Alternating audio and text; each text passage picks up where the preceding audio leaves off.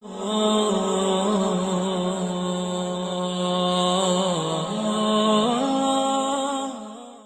سے گزارش ہے کہ حدیثوں کو مکمل سنیے گا، کیونکہ یہ نیک کام آپ کے ساتھ آپ کی قبر میں جائے گا۔ ہم 2 یا 3 گھنٹے کی مووی دیکھ سکتے ہیں، کیا ہم صرف 10 منٹ اپنے اللہ اور نبی صلی اللہ علیہ وسلم کو نہیں دے سکتے؟ ہدایت القاری شرح صحیح البخاری جلد نمبر 1 حدیث نمبر 117۔ اعوذ باللہ من الشیطان الرجیم، بسم اللہ الرحمن الرحیم۔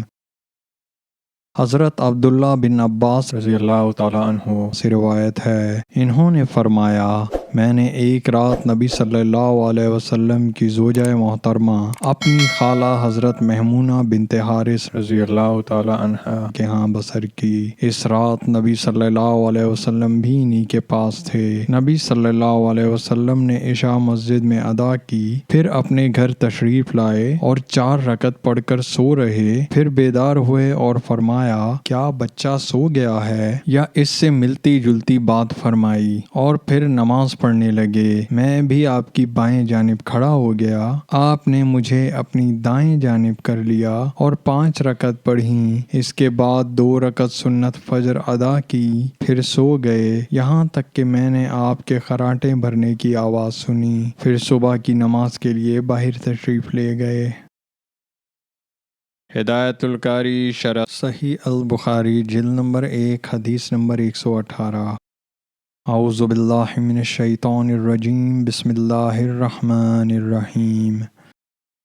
حضرت ابو ہریرہ رضی اللہ تعالیٰ عنہ سے روایت ہے، انہوں نے فرمایا، لوگ کہتے ہیں ابو ہریرہ نے بہت احادیث بیان کی ہیں، اگر کتاب اللہ میں 2 آیتیں نہ ہوتی تو میں ایک بھی حدیث بیان نہ کرتا۔ پھر انہوں نے ان آیات کو تلاوت کیا جو لوگ چھپاتے ہیں، ان کھلی ہوئی نشانیوں اور ہدایت کی باتوں کو جو ہم نے نازل کی، الرحیم تک۔ بے شک ہمارے مہاجر بھائیوں کی بازار میں خرید و فروخت کا شغل رہتا تھا، اور ہمارے انصاری بھائی اموال و زراعت کے شغل میں لگے رہتے تھے، لیکن ابو ہریرہ تو اپنا پیٹ بھرنے کے لیے رسول اللہ صلی اللہ علیہ وسلم کے پاس موجود رہتا تھا، اور ایسے موقع پر حاضر رہتا تھا جہاں لوگ حاضر نہ رہتے تھے، اور وہ باتیں یاد کر لیتا جو دوسرے لوگ یاد نہ کر سکتے تھے۔ آئیے سب مل کر آپ صلی اللہ علیہ وسلم پر درود و سلام بھیجتے ہیں۔ اعوذ باللہ من الشیطان الرجیم، بسم اللہ الرحمن الرحیم۔ اللہم صلی علی محمد وعلی آل محمد کما صلیت علی ابراہیم وعلی آل ابراہیم انک حمید مجید۔ اللہم بارک علی محمد وعلی آل محمد کما بارکت علی ابراہیم وعلی آل ابراہیم انک حمید مجید۔